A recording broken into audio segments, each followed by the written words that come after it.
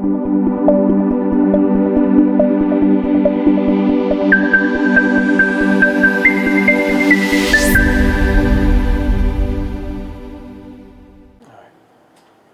waandishi wa habari, kwanza nichukue nafasi hii kuwashukuru kwa kukubali wito wetu wa kuja kuongea na sisi asubuhi ya leo.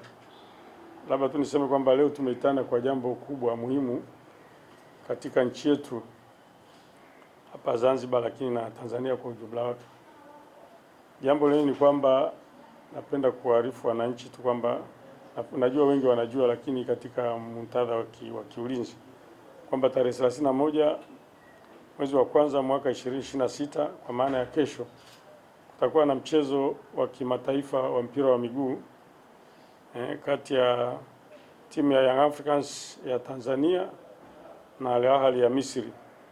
Mchezo huo ni mchezo unaohusisha ligi ya klabu bingwa ya Afrika hatua ya makundi. Mchezo huo utachezwa katika uwanja wa Amani New Complex na utachezwa kuanzia saa 10 jioni. Ninachotaka kusema tu hapa ni kwamba, na wito wangu kwa wananchi kwamba kwa sababu mchezo utaanza saa 10, ili tufike pale vizuri, wananchi, wito wetu ni kwamba wananchi wawahi mapema kabisa kuanzia saa 3. Naamini mageti yatakuwa yamefunguliwa pale. Kwa hiyo wananchi waje mapema ili waingie mapema, kwa sababu kama ulivyosikia timu hizi ni timu kubwa hapa Afrika. Young Africans mnaijua vizuri, ni timu kubwa, lakini Al Ahly inajulikana ni timu kubwa. Kwa hiyo ni mchezo ambao utakuwa na mvuto wa watu wengi sana kutoka Afrika Mashariki, nchi za jirani na Tanzania bara kule watakuja watu wengi. Kwa hiyo wananchi wajitahidi kuwahi. Hilo ni jambo muhimu la kwanza, lakini pamoja na kuwahi, mtu ahakikishe kwamba ana tiketi ya kumfanya ingie pale. Ukiwa na tiketi yako, mambo mengine ambayo utakiwa kuyafanya, usiingie na aina yoyote ya silaha. Usiingie na kisu, usiingie na chupa, usiingie na kitu chochote ambacho kitaleta shida pale. Kutakuwa na upekuzi mkali wa kuhakikisha kwamba watu wote wanaoingia pale wanaingia katika mazingira ambayo yatakuwa salama. Lakini lingine ambalo ni muhimu, kuna watu wanaokuja sasa. Wengine wanataka kuangalia mpira, lakini kuna wanaokuja wanataka kupata mitaji. Sasa niwape tahadhari tu kubwa. Wale ambao wamekuja kuiba, umetoka Dar es Salaam, umetoka si wapi huko, umetoka Kwarara, unaenda pale kwa lengo la kuiba, utaumia. Tutakuwa na ulinzi mkali. Vyombo vyote vya ulinzi na usalama vilivyoko katika mkoa huu, jeshi la polisi na vyombo vingine vyote, tutashirikiana kuhakikisha kwamba mtu anayeingia uwanjani anarudi na kitu alichoingia nacho. Kwa hiyo kama mtu alifikiri ataenda kule kutafuta mtaji, aibe simu, aibe vipochi, sio aibe nini, ili kesho afungue banda la kuuza chips, hiyo afute hicho kitu, hiyo nafasi haitatolewa. Lakini eneo lingine ambalo nataka kusema ni kwamba wale wanaotumia vyombo vya moto kwa maana ya magari kuleta mashabiki pale, tunataka wafuate sheria na kanuni. Sheria na kanuni.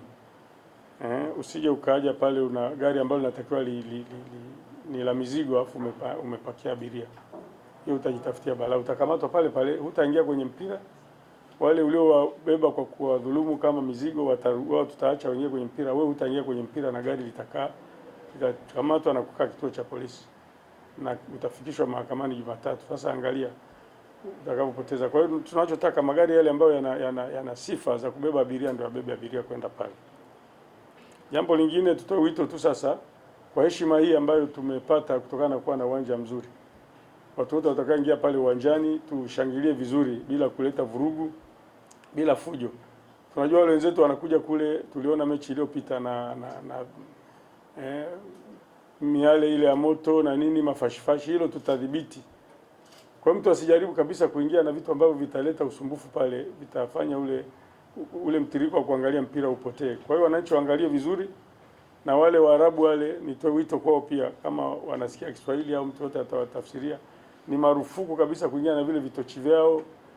Unaona kule Morocco wamepigwa faini kule. Kwa hiyo na sisi tutasimamia hapa, tutashirikiana na timu ya Yanga, tutashirikiana na CAF, uongozi wa CAF, ZFF, TFF, kuhakikisha kwamba mtu yeyote atakayefanya mambo ya hovyo tunamtambua kwa haraka na tunamzuia asifanye, lakini atapata adhabu. CAF wenyewe wanajua kama walivyofanya kule Morocco.